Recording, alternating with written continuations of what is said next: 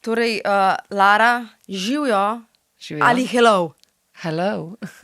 Lahko boje. Lahko oboje. Lahko bo. Kakšno je bilo vreme, ko si zapustila London in šla na letalo? Sončno, 17 stopinj, zelo lep dan.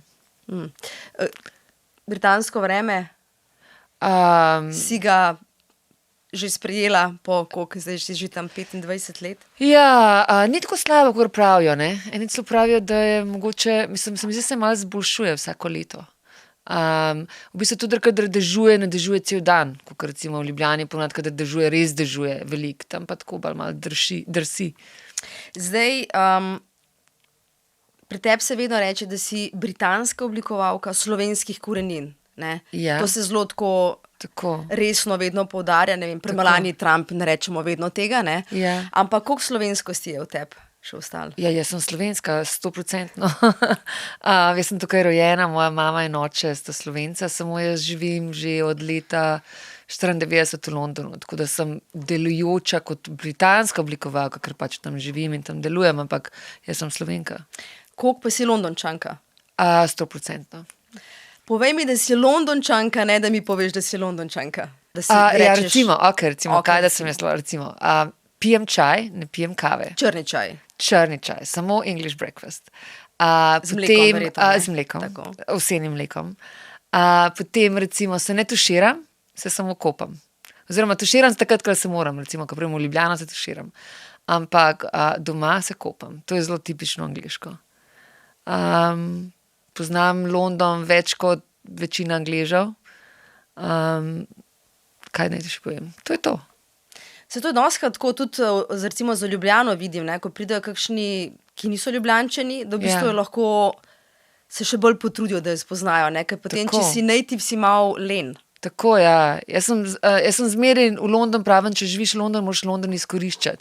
Tako da zmeraj gledam, kaj se v Londonu dogaja, sem zelo na tekočem z razstavami, kaj se dogaja v glasbi. Mislim, tako, je taka velika kulturna metropola, da se bi mi zdelo škoda ne tega uživati. Če tam živiš v enem takem dragem mestu, moraš to potem izkoristiti. Drago mesto, v kjermu pomenu. V finančnem. Ok, ampak kjero področje, kaj vse, od hrane do nepremičnin. Vse. Vse Hrane, je drago. nepremičnine, prevoz. Ampak še vedno se smeješ, ko to govoriš. Zato, ker je taka realnost, ampak kljub temu mi je všeč. To sprejmeš nekako. Ja. Kaj pa je trenutno, kakšen je zeitgeist Londona zdaj? V kulturnem pomenu. Lahko kulturno, ja, ali pa Mislim, še zmeraj London je res ena taka metropola tujcev, bi jaz rekla. Sploh pa, če greš v center Londona, v centru Londona se to še najbolj vidi in tako se tudi spreminja, kateri tujci največ pridejo. Recimo včasih je bilo veliko Rusov, zdaj jih je manj, zdaj je recimo veliko Arabcev, tako naprej. Tako da se zmeraj nekako spreminja. Ampak vsi ljudje iz vsega sveta nekaj prinesejo k temu. Se mi zdi, da je eno najbolj internacionalnih mest, mogoče še bolj kot New York v tem smislu. Tako da so zelo različni vplivi in odvisno v katerem mehurčku si tisto pol ti kjer vidiš. vpliv pa je nate največji vtis naredil ali pa da je te pasu, da te je plemenitu? To pa težko rečem. Težko samo sebe tako od zunaj pogledam, da bi točno videla, kaj mene najbolj vpliva. Ti si v Združenem kraljestvu del elitne družbe. Ja?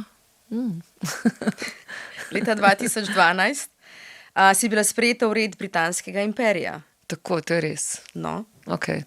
ok. Ampak tega sploh ne poudarjaš pravzaprav. Jaz ga ne uporabljam. Tu dobiš en tak naziv, ki se imenuje MBE, to je pomeni Member of the British Empire.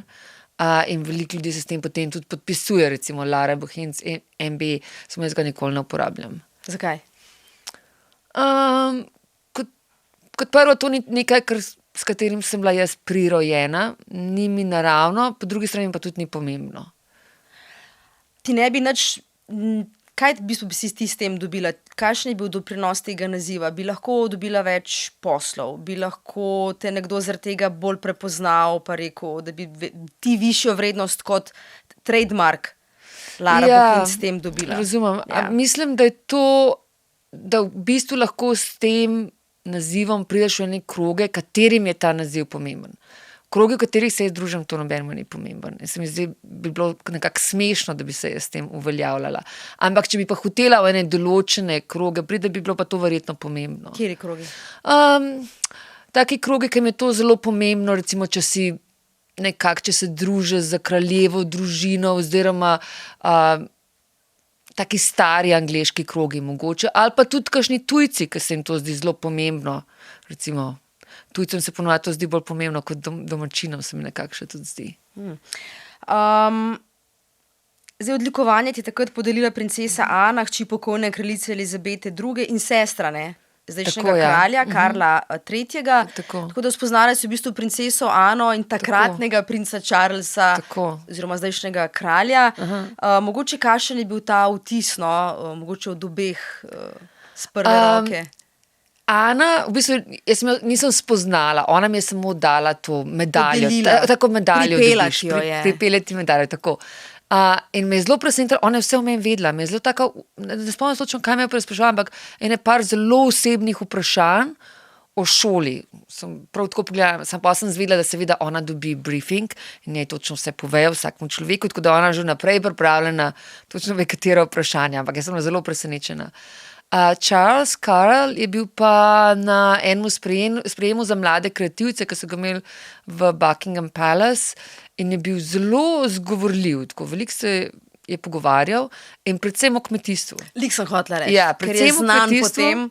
Tako, njemu je to zelo pomembno, predvsem je bilo v kmetijstvu veliko. In kje sta najdla skupni jezik, povej? To je bilo že toliko dolgo nazaj, se sploh ne spomnim. Jaz pa v kmetijstvu tudi v bistvu nič ne vem. Jaz še nisem mogla z njemu kaj blazno veliko pogovarjati, nažalost. A to sprav nimaš kakšnega vrtička, ne?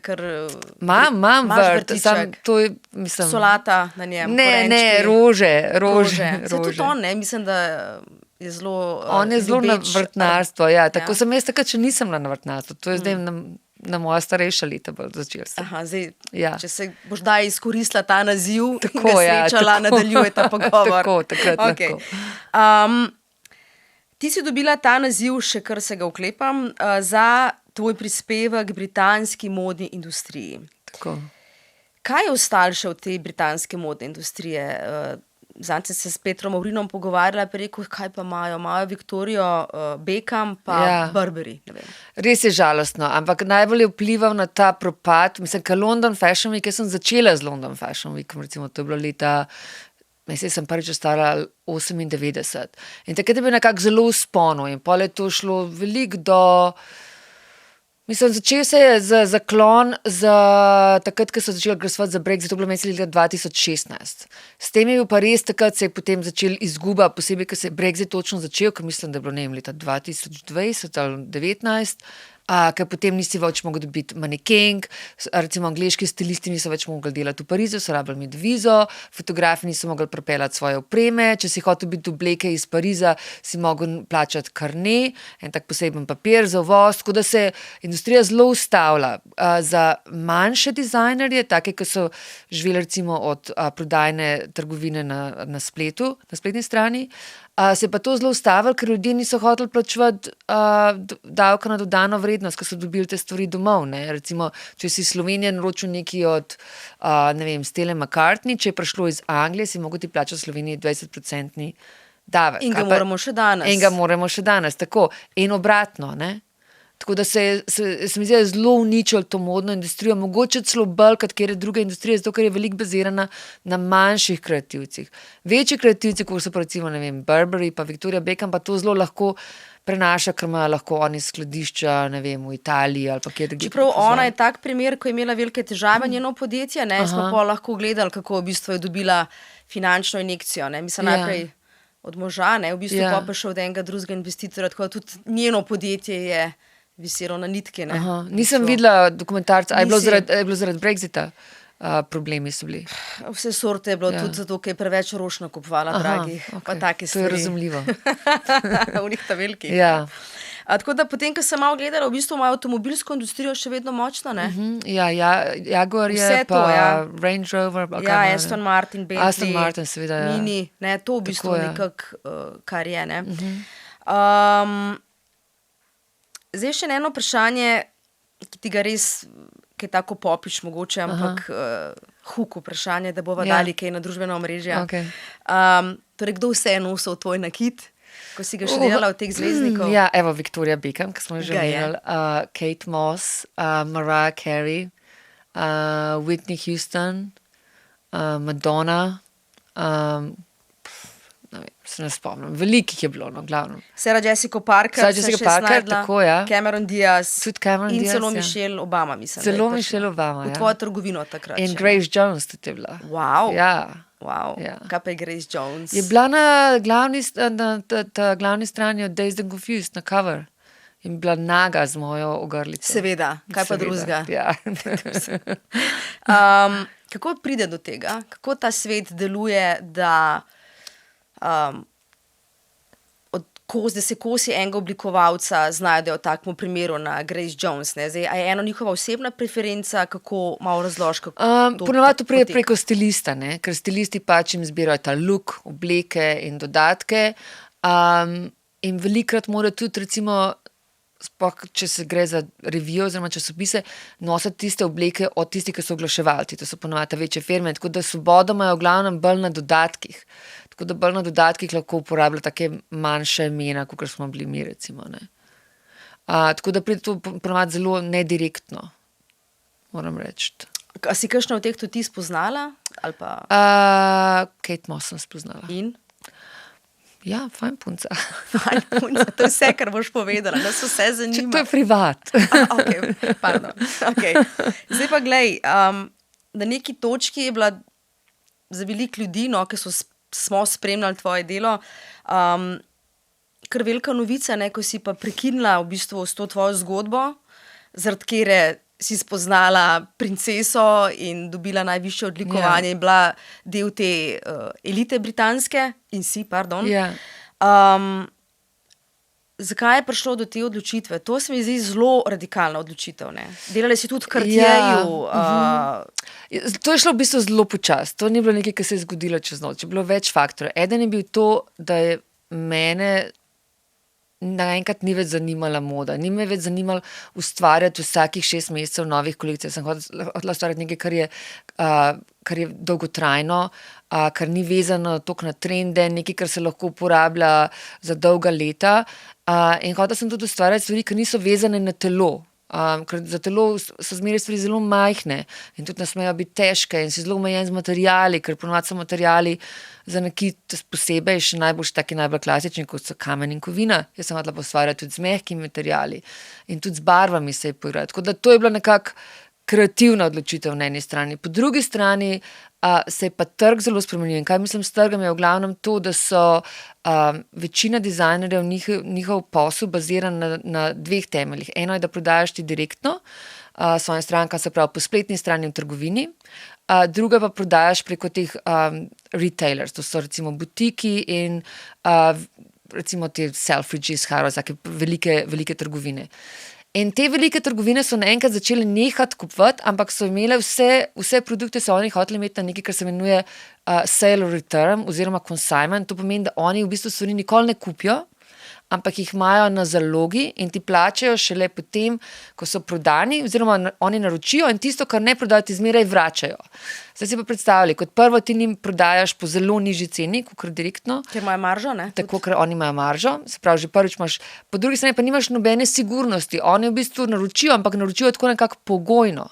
Tako da nekako biznis model se je nekako začel spreminjati in je bilo zelo težko ustvarjati v tem biznis modelu.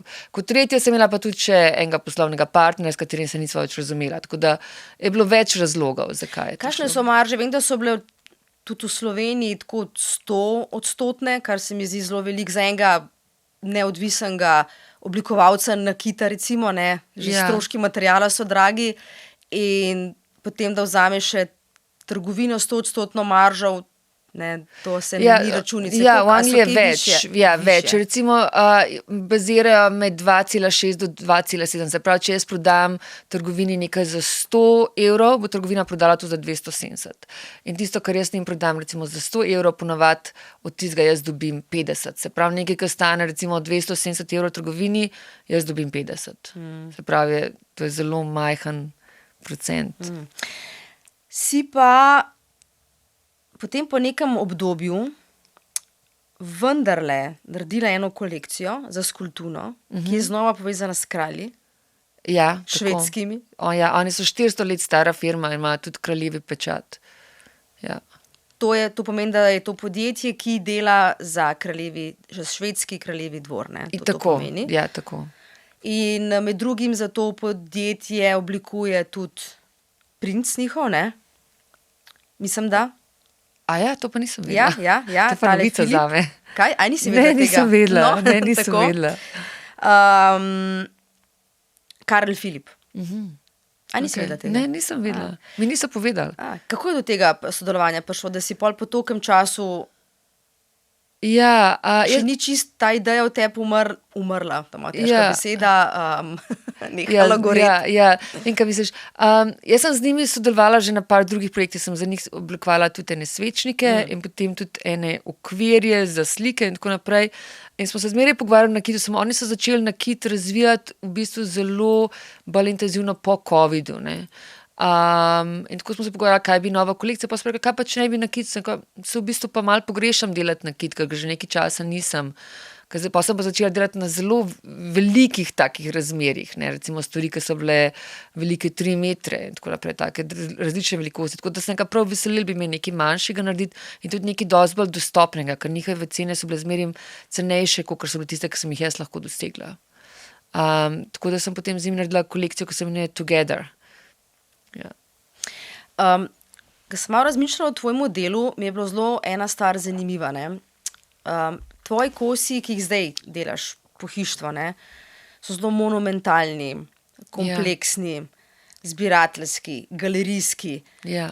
ampak hkrati zelo všečni. Ja. Popiš, tudi imena taka izbiraš, materijale take izbiraš, Ja. ampak ločnica med neko širšo publiko in temi kosi je pač cena, ker to so Tako, ja. kakovostni materijali in dizajn in vse, kar sem zdaj povedala, in cene Ja. so nad 20 000 Ja. evri, verjetno še več. Recimo pri nakitu je bilo pa ravno obratno, ne? Ja. Da so bili pa spet zelo umetelni kosi, Ja. ampak na nek način dostopnejši. Ne? Tako, Izvem, ja. da je bilo veliko ljudi tle v Sloveniji, da so, Ja. ko je bila kakšna matura ali pa izpit za avto, ki je kdo kakšna naredila, Ja. da je pol cela družina zbirala ali pa rojstvo otroka. Skratka, Ja. na nek način si lahko tako Privoščil, ja. Ja, si kdaj razmišljala v bistvu o tej... Veliko o tem razmišljam, recimo, ker tudi veliko mojih prijateljev si recimo tega ne more privoščiti. To so res take visoke cene. Ampak visoke cene so zato, ker je naravni materiali in zelo nizka produkcija v smislu serije. Da bi pa jaz lahko naredila nekaj, kar bi bilo zelo dostopno, bi mogla pa, mislim, kot prvo, je zelo težko narediti nekaj dostopnega z naravnimi materiali oziroma takimi materiali, ki niso plastika, in to je meni zelo pomembno. In če bi lahko to naredila, bi rabila veliko investicijo v orodje. Se pravi, to je v bistvu čist en drug vrste biznis, ne, ker rabiš imeti količino, moraš imeti skladišča, verjetno tudi ne bi moglo biti narejeno v Evropi, bi moglo biti narejeno kje na Kitajskem. Tako da sem nekako razpeta med tem, tudi če bi jaz hotela kaj takega narediti, zaenkrat nimam te možnosti, ker pač nimam takih sredstev, da bi investirala, ne vem, 500,000 ali pa 1 milijon v en stol, recimo, ne. Take so številke, recimo. Če še mečkano ostanem pri tvojem nakitu, pa pri enem kosu, ki ima ime Solar Eclipse, mislim, da je ta zelo Ikonski. Tako je, ne. zelo Lara Bohinc. Ja, zelo prepoznaven. Zelo prepoznaven, to Tako. motivi, kot pravzaprav še Ja. uporabljaš danes Tako. na preprogi, mislim, pri Ja. kako Vse smo uporabili ta motiv na preprogih, na povsod je bil. torbah, na šalih. Res je, povsod ja, bil. tako. Ja. Prosim za to zgodbo, no, kako je to nastalo. To so Ja. te preproste ideje, Ja. ki so pol velike ideje. Kako Ja, enkrat si že razlagala o tem. To je bilo kako veliko dela s tem razvojem. Zgleda zelo enostavno, ampak začelo se je tako, to je narejeno iz verižice. In zelo pomembno je, da ta verižica ima, se ne spomnim, 6 ali 8 stranic. In to je zelo pomembno dejstvo, ker če imaš ti ravne stranice, ki jih daš 2 skupaj, jih lahko potem tam zalotaš. Če bi bile te stranice okrogle, bi bil ta stik zelo nestabilen. Tako da sem s tem veliko eksperimentirala, kako ohranjati to fleksibilnost verižice in skrati jih zalotati skupaj, tako da jih imaš lahko več skupaj. Tako da sem kar ene par poizkusov rabila in potem sem začela ustvarjati kroge in razne oblike in tako se mi zdi, da je bilo kar ene 2 leti v bistvu v razvoju, veš, kako to narediti in pol, kaj enkrat to ljudi vidijo, seveda, to je pol easy pol skupirati, ampak je časovno, so bili ti kosi zelo zahtevni. Meni se zdi, da je imela tista ogrlica Lunar Eclipse se imenovala okrog 400 lotov. To je, vsaka verižica je na 2 cm zlotana zraven naslednje verižice. Tako da to je bilo zelo intenzivno delo. Ne, ampak prvoten prototip si pa iz česa delala? Prav iz verižice? Si imela vse iz verižice. Prvoten ga si iz iz istega materiala, nisi, ne vem, iz vrvi, ne vem, če sem zdaj kaj trapastega rekla. Jaz sem imela včasih delavnico, v svojem studiu sem imela delavnico za 4 ljudi, s tisto tipično mizo za delanje nakita in smo imeli tam vse orodje in sem jaz veliko sama na mizi delala in pa sem se s tem igrala, kako se potem to naredi, ker veliko lahko narediš, da zalotaš, pa se zalije tistim porata trdone, kako to narediti, na kakšen način, da bi to ostalo fleksibilno, pa trpežno, da se ne bi to raztrgalo. Zdaj pa ključno vprašanje za vsakega oblikovalca, tudi industrijskega, kaj je dober dizajn? A je to funkcionalnost, ali je to uporabnost, ali je to, da je 400 lotov na verižici, ali da bi samo en vozo naredila? Kako gledaš na to? Jaz bi rekla nekaj, kar ti hočeš imeti, to je prvo, da ti je toliko všeč ali zaradi dizajna, zaradi barve ali zaradi funkcionalnosti, nekaj, kar hočeš, da je to v tvojem življenju. Če ti nočeš s tem biti, je to prazen dizajn. To je kot prvo. Ne. Seveda mora biti funkcionalen. Zapestnica, ki ne moreš zapeti ali ki ne moreš nositi, to ni dober dizajn. Ali pa stol, na katerem ne moreš sedeti. Čeprav pri stolih se lahko malo drugače pogovarjamo, kaj je lahko tudi umetniški objekt. Ampak seveda ta pravila, ki so klasična, modernistična pravila, so na en način zelo pomembna, samo pomembna so tudi zato, da se lahko tudi kršijo potem. Tebi je zelo blizu, ne, ta modernizem. Ja, Bauhaus recimo mi je bil eno zelo pomembno bivanje en zelo pomemben dogodek svetovni, v katerem se je zelo spremenil način razmišljanja okrog dizajna. Pa tudi zdaj, ne, veliko hodiš po svetu na razstave, zelo slediš temu, ne, koliko je to pomemben zate. Ja, za meni osebno je, ne, recimo ni rečeno, da je to za vsakega posebno, ampak meni je to pomembno, mislim, že sama kreativnost me inspirira od drugih ljudi in da vidim, kakšni različni videnja enega objekta so na svetu prisotni, ne. Kaj ti je recimo bilo v zadnjem času ali pa kaj ti je všeč, tako da se vedno k temu vračaš, če kdaj rabiš? Mislim, zmeraj najbolj mi je zanimivo, najbolj, kar se veselim vsako leto, so te umetniški sejmi, kot so recimo Frieze v Londonu ali pa zdaj bo Beneški bienale ali pa Art Basel, ker je taka koncentracija kreativnosti in drugačnega gledanja na svet. To se mi zdi zelo pomembno, da sem pač nekako se počutim del tega in to me tudi zelo inspirira. Kako si pa opazila, da se je kaj spreminjalo? Ker ponovadi so umetniki, kultura je tista, ki zeitgeist zaobjame. Sploh recimo, ko si omenila Benetke, ne, arhitekturni bienale, tam so vedno ali rdeča nit nekih dogodkov, ki osvetljujejo pereče težave v svetu, a ne, tudi težave z izraelskim paviljonom, zdaj so spet. Tako, ja. Ja, recimo, kako letos gledaš bomo na to? videli, kako bo letos. Ja. Ne vem točno, kaj je tema zdaj letošnja v Benetkah, a ti veš? Nisem še pogledala, ampak teme letos, nisem. me zanima, letos tudi prvič v Benetkah razstavljam, imam 3 kose keramike, je ena razstavka, se imenuje Personal Structure in so letos prvič vključili tudi, to je, oni imenuje Functional Sculptures, v bistvu je design in art sta skupaj. Ampak kaj bo pa tematsko, pa ne vem, ta razstava, v kateri sem jaz del, je bila okrog teme confluences, to pomeni tisto, kar se nekaj skupaj zliva oziroma se spreminja, kot kje se začne art, kje se začne dizajn, združenje različnih panog. In zdaj si šla, ko si to omenila, ne, govorimo torej o vazah, spet si naredila preskok, ne.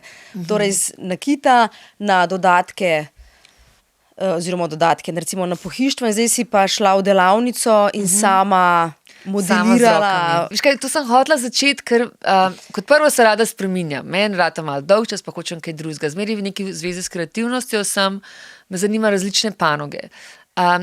Keramika me je zanimala zato, ker jaz sem po tistem, ko sem zaprla svojo delavnico za nakit, že dolgo leta nazaj, medtem, ko sem še imela svojo firmo za nakit, nisem imela nobenega pristnega stika z materialom, tako da bi sama lahko kaj naredila. Sem se delala z rokodelci, ampak sama nisem. Tako da sem hotela nehati risati, dosti mi je bilo risanje oblik in idej in sem hotela nekaj, da material sam govori, oziroma da čutim ta material in da material potem se spreminja in jaz potem reagiram na to, ne. Tako nekako en tak odnos, bolj direkten. In zato sem pa hotela to iti in sem šla v bistvu. To je bil, kakor da bi šla nazaj v šolo, dobesedno. Sem delala leto pa pol, kakor da bi delala en magisterij iz keramike in sem se tam veliko naučila od tudi drugih ljudi. To je ena taka delavnica, ki je veliko različnih umetnikov. Eni so prav umetniki, eni so bolj tisto, ki se imenuje ceramicsi, s tem upravijo, eni so bolj potters, tako da sem se od njih razne tehnike in take finte naučila, ne. Pa tudi tehnike imajo. Mislim, da si zdaj naredila vazo, pa svetilke in Fendi, ne, ali kdo je? Fendi je bila moja prva stranka. Je že prva stranka. Prva stranka od vaze. Prvo vazo so oni kupili. Prvo vazo so kupili. In kje jo bojo razstavljali? So kje povedali? V trgovini v Parizu je. Nova trgovina v Parizu. Si pa bila predtem na Japonskem, ne, se mi zdi. Na Japonskem sem delala eno, ki se temu reče rezidenca. Sem bila v zelo mehnem mestu, sem v bistvu vas, ki se imenuje Wajima. In Wajima je znana je center za ribolov in uruši. Uruši je pa japonski lak, ki je totalno naraven. Zgleda na en način kot plastika, ki je zelo tak svetleč in čist perfekten zgleda, ampak je naravno iz dreves. In oni tako naredijo, da dajo drevo iz ciprese in potem dajo ta lak in je to 30 plasti. In vsaka plast, ki se posušijo, morajo potem oni zbrusati in naslednjo narediti. Meni se, da je bilo za eno mizo, da je bilo 4 mesece samo lakiranja časa. Ne samo izlesano, da je pa samo lakiranje je trajalo 4 mesece. In potem si tudi ti naredila dejansko. Jaz sem naredila mizo in stol in ene take škatle so bile. A to narediš zato, ker ti je to všeč, ali imaš dejansko kakšnega končnega kupca?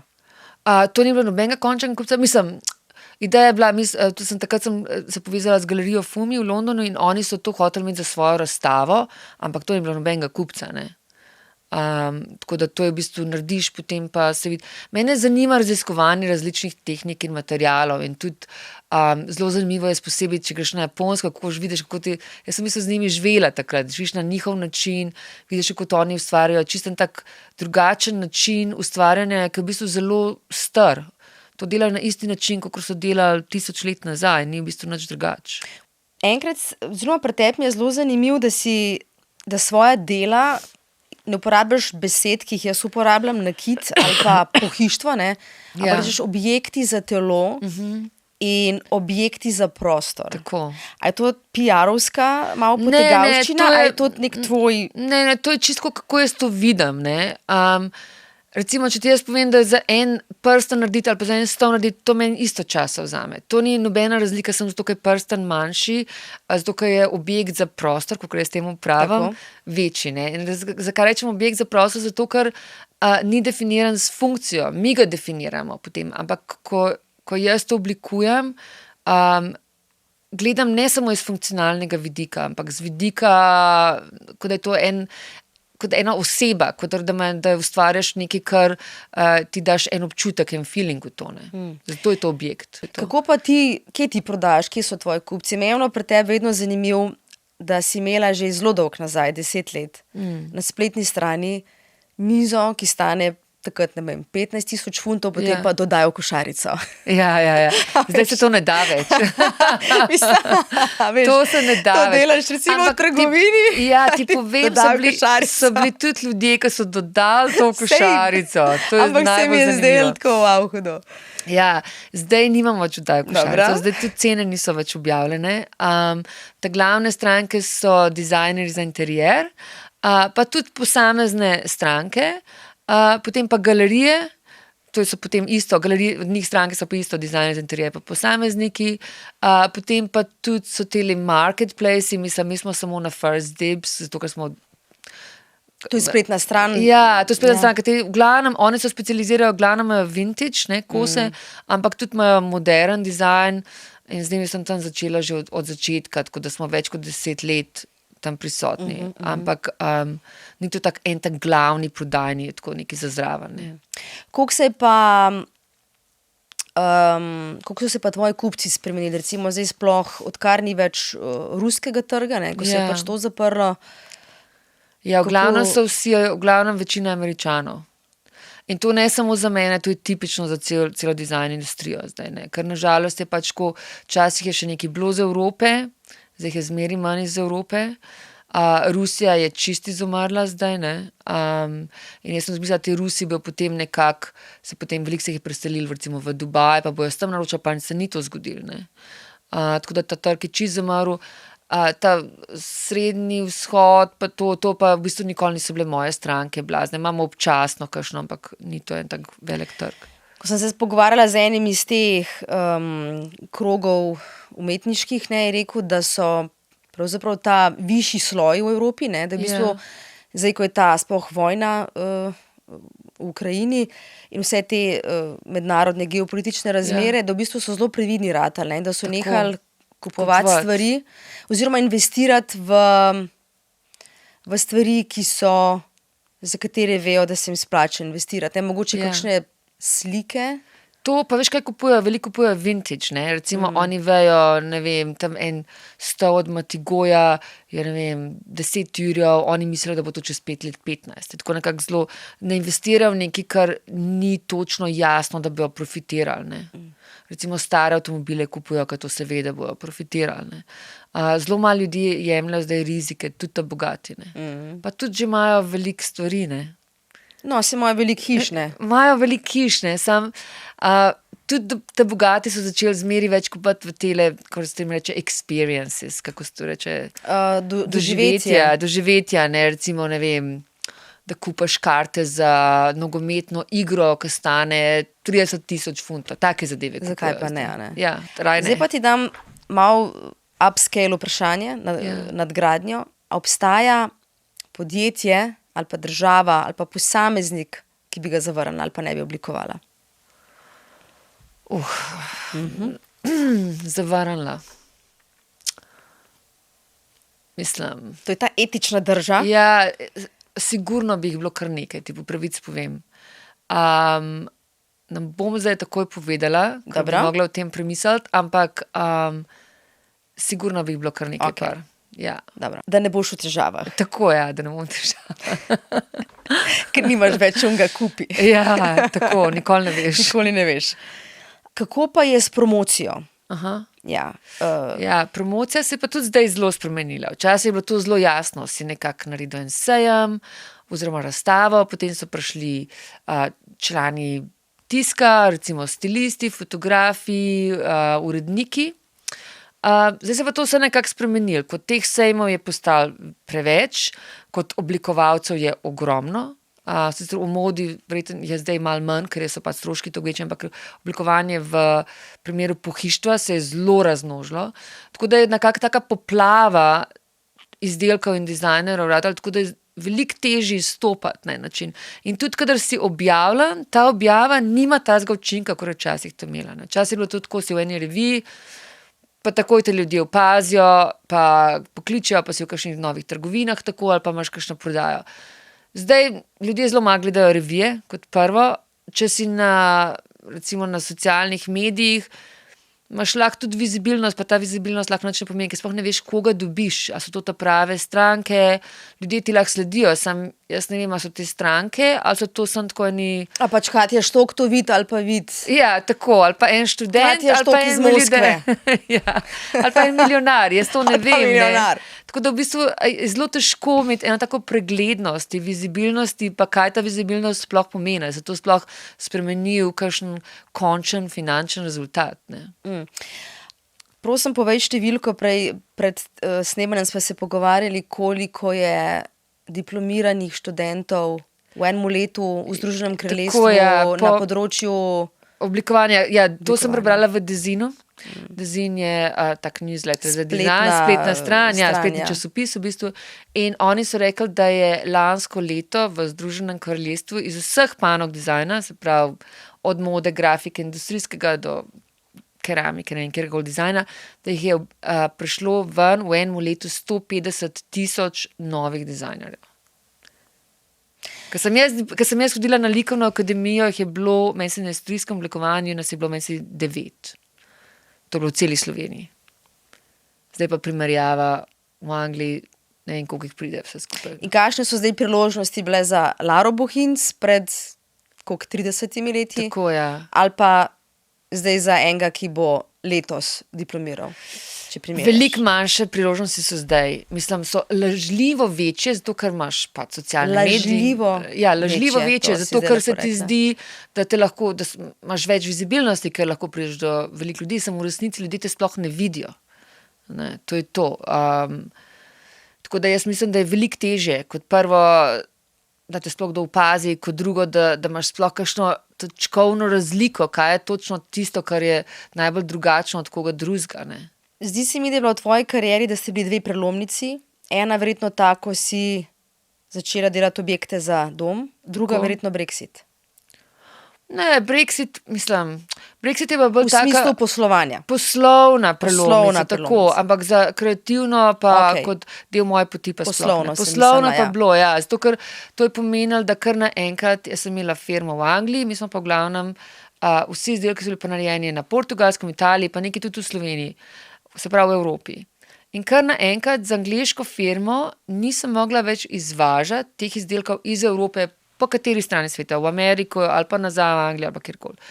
Tako da, če ne bi jaz ustanovila firme v Evropi, jaz sem ustanovila firmo v Amsterdamu, bi mogla vse izdelke iz Evrope pripeljati najprej v Anglijo, pa jih potem z Anglije izvažati spet ven.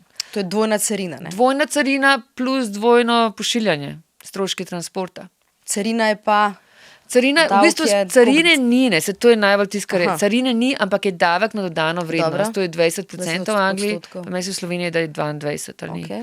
Tako da bi na vsaki strani mogel to plačati, tako da to je čista neumnost. To je skoraj polovica več potem za... Pa še stroški prevoza, ki so zelo dragi, ne.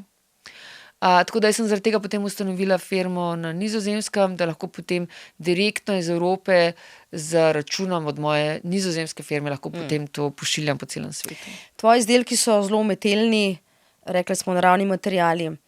Hkrati pa smo zdaj v situaciji, kjer je zelo malo obrtnikov, ne. Aha. Te poklici alarmantno izginjajo, ker ni zanimanja, ne. Ja. Da bi se te obrti ohranjale. Kje jih ti najdeš? Vem, da je to po celi Evropi, od Portugalske, nekaj imaš v Italiji, mislim, da si tudi nekaj v Sloveniji. Ja, kje to najdeš, kje iščeš? Ja, Portugalska ima zelo veliko rokodelcev, obrtnikov in tudi Italija. Kljub temu jih je še zmeraj veliko. Tudi oni imajo težave, da mladi ljudi nočejo delati. Samo to se bo po moje zdaj vse spremenilo, ne. Odkar je zdaj nov naval umetne inteligence, bo ljudje videli, da morajo nekaj začeti z rokami delati, da je to v bistvu še najbolj varna služba, ne. Tako da se bo verjetno spremenilo spet nazaj to. Ampak kako najdeš te? Preko agentov v glavnem. Preko agentov, pa tudi... Obstajajo agenti, ki so člen Agenti za produkcijo. To so agenti za produkcijo in oni so v bistvu vmesnik med mano, med kreativcem pa med proizvodnjo. In oni, recimo na Portugalskem, kakšni sploh ne govorijo angleščine, ker govorijo samo portugalsko, da ta agent je med mano in potem jih oni gre tudi obiskat, pogleda, če oni to res delajo. Imaš ti aplikacija, veš, na telefonu, kaj ti lahko govoriš, ti lahko govoriš angleško, pa pol prevaja portugalsko. Ja, veš kaj imaš kakšne tehnične pa take detaljne zadeve, ne more umetna inteligenca, še ne more. Mislim, lahko, sam je... Nikoli ne veš, če dobro razumejo. In tudi ponovadi ljudje, ki ne govorijo iz jezika, zmeraj rečejo, da razumejo, ampak ne veš, če zares razumejo. Kako imaš pa potem lahko nadzor nad kakovostjo? Se agent to dela, potem agent, pa tudi jaz grem tja velikrat, ampak agent skozi nadzoruje, veš, jih obišče, vidi, da res delajo ali ne, pošle slike, pa pridem jaz obiskat, pa vidim, kaj je narejeno. Tako da to se da, ne? To se zelo da na ta način. Kako se pa razlikuje, zdaj imaš kar lepo pogled v ameriško sceno, britansko sceno, evropsko sceno? Ameriška scena je tista, v kateri je največ kupcev. Oni imajo še nekako zmeri še največ tega dodatnega dohodka, da lahko... Kupna moč. Kupna moč, temu reče točno, kupna moč. Čeprav je marsikje realnost drugačna, ne? Ja. Ko predsednik Trump brezdomce Tako. umika s ceste, da jih ne Tako. vidi, ne, v Washingtonu. Tako, ja. Pa Da. tudi on je kriv za to, da se ko je ustanovil te nove tarife, to je bilo glih lansko leto med milanskim sejmom za pohištvo, so se ljudje kar ustrašili, ker niso vedeli, ko bomo mi zdaj to plačevali. In tudi ni bilo jasno.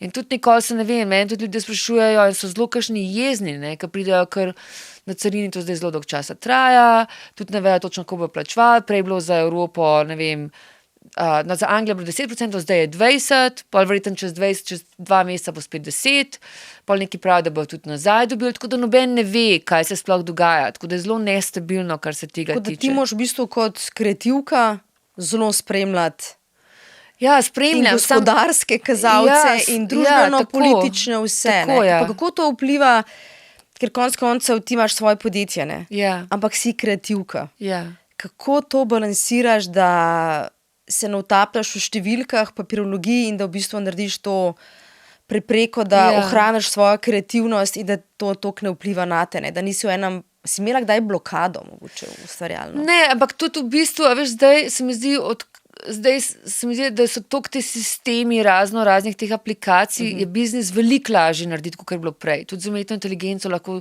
veliko lažje narediš plane, razne finančne in tudi lažje razumeš strukture te finančne. Tako da se mi zdi zdaj veliko lažje, mi tudi manj časa vzame. Jaz porabim recimo najmanj 80% mojega časa je na kreativnosti.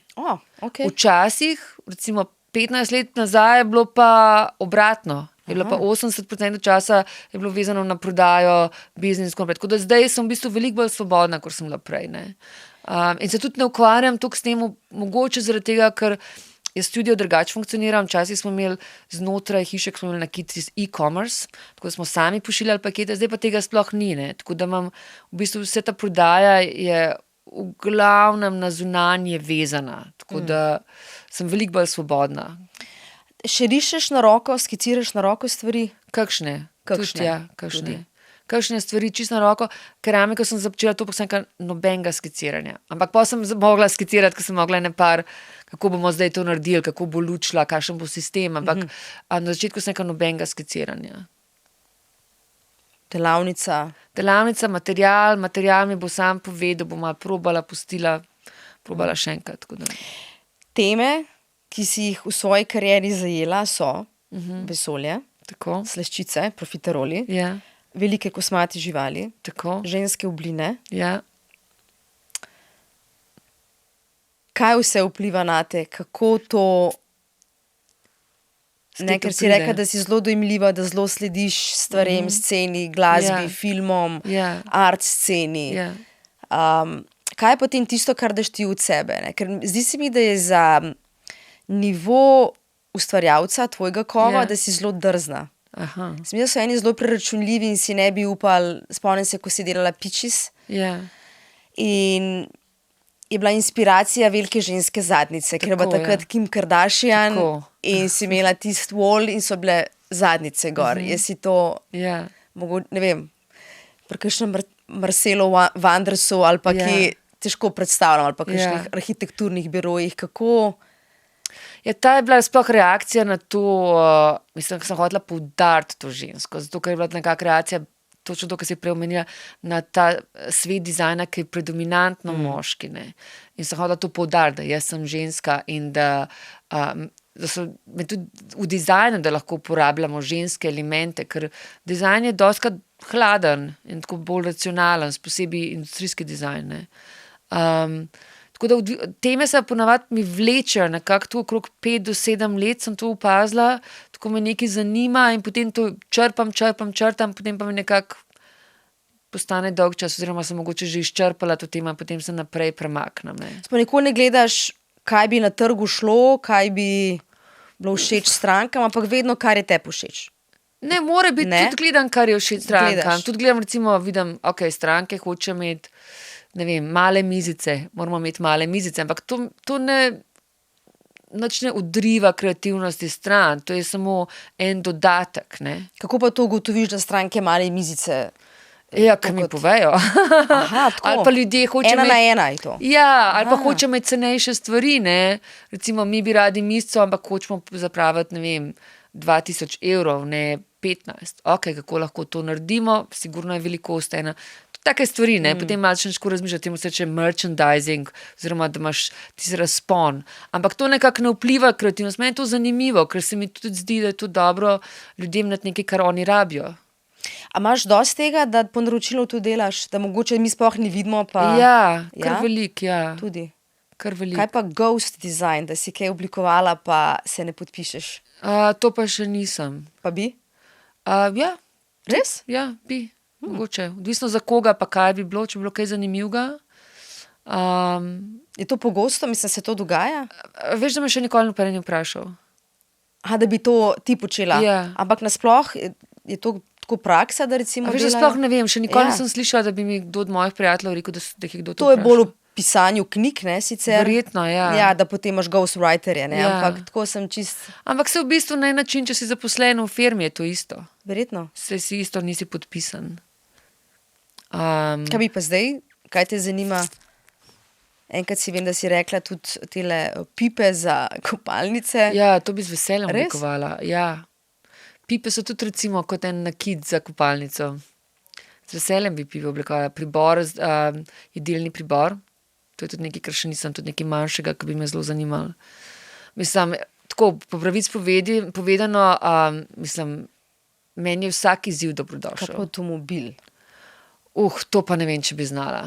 Sem oblikovala enkrat en motor, ker ni šlo potem nič naprej. Aha. Je bil električni motor, ampak avtomobil se mi zdi pa, da je to tako specializirani ljudje, celo življenje to študirajo, to po moje bi zelo težko, razen to bi zelo težko oblikovala. Ja. A mora biti oblikovanje vedno lepo? Zdaj sem se spomnila recimo na vesoljsko tehnologijo, ki mora biti zelo praktična. Aha. A ti je to kdaj zanimalo? Mislim, oblikovanje po definiciji prinaša eno estetiko, obliko funkcionalnosti. Se pravi, če odstraniš tisto estetiko, potem je sama funkcionalnost, a je to oblikovanje? A je ta mikrofon oblikovan? Ta je sigurno oblikovan. Sigurno je oblikovan. Sigurno je oblikovan. Če te pošeč ali ne, to je druga zadeva, ampak To sem sigurno je hotela reči, oblikovan. ja. Pustva, kako zdaj, Ja, ampak... sigurno je oblikovan. Seveda je že to viden, da je tukaj veliko dizajna noter. Ja.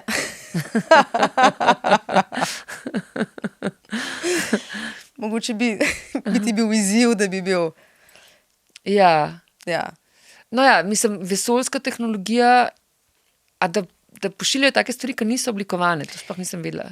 Ne, se verjetno, se pravim, če že nekaj oblikuješ, če že nekaj narediš, je verjetno že oblikovano, ne? Tako. Zdaj lahko je samo boljš ali slabš ali... Ponovadi inženirji zdaj zmeraj sodelujejo tudi z oblikovalcem, oziroma so design inženirji, tako nekako v tem smislu. Ne. Kaj pa ta imena, ki jih izbiraš za svoje kose, kako ta proces poteka? To je kar zabavno. Zabavno. To je zelo zabavno. Big girl, Big girl, Gagarin. to mi je bilo zelo všeč, big girl. Odvisno, ne, kakšna so. Kakšna so bolj resna imena, odvisno kakšna je tema, ne. Ja. Kakšna so pa tako zabavna, odvisno kakšna je tudi kolekcija. Recimo za tole Betsy, ki je bila ta kolekcija teh miz iz usna, je bila inspiracija ta ptica iz Muppetova, ki je bilo ime Betsy. Betsy je tudi tako zelo tako starinsko angleško ime, ki ga imajo ponovadi stare mame, ne. Tako da mi je bilo zelo smešno to ime, pa tudi kolekcija je taka smešna, ne. To ga pri nas Marija, verjetno. Ne, Niti Marija, Fanči. Fanči. Kakšen Fanči bi bilo tako, ja. Marija je malo, še zmeraj bolj resno, ampak Fanči je malo bilo tako smešno starinsko ime, recimo. Okay. Pa tudi lepo ime je Fanči. Ampak odvisno je od tega, no. Kakšna so pa bolj resna. Za keramike so bile malo bolj resna imena. Ko so bile malo bolj tako deskriptivna nekakne. Za to kolekcijo, v kateri je tudi ta Big Girl, je napisala, oziroma te je malo novinarka Wall Street Journal vprašala, ali bi si upala oblikovati kaj podobnega, če bi bila moški. Ja, to je dobro vprašanje. Ja. Ne vem, če bi se v tem času. Res ne vem, če bi se, ker mogoče bi me pol obtožil šovinizma. Mislim, to je zelo zanimiv pogled, da se lahko eni z notranjosti tega lahko to naredi, zunanjosti pa ne, ker v bistvu ni pravično, ne. Se pravi, a bi lahko jaz oblikovala recimo moško navdihnen stol, recimo tak, da je zelo suh, pa tak zelo špičast. Zakaj pa ne? Ja. Zakaj potem moški ne bi smeli nekaj bolj okroglega oblikovati? To je zelo en tak čudna podstavka te današnje dobe, da lahko samo eni imajo mnenje oziroma pravico oblikovati neke druge, pa ne. To se mi ne zdi prav. Dobro, potem pa, zdaj mislim, da si bila prvič na RTV-ju, ne celo? Po moje prvič. Nenavadno. Ja. Ja. Se vidiš, nisem vedela, kje sem. V kleti. Snemam v kleti, da ne bo kdo mislil. Ja. Okay. Ja, lepo, no, hvala za enako. obisk, upam, da Hvala tebi. so te spoznali malo bolj tvoje delo. Veliko je tega še, ne, ampak Ja. nadaljujemo. Ok, hvala. Ok. Hvala.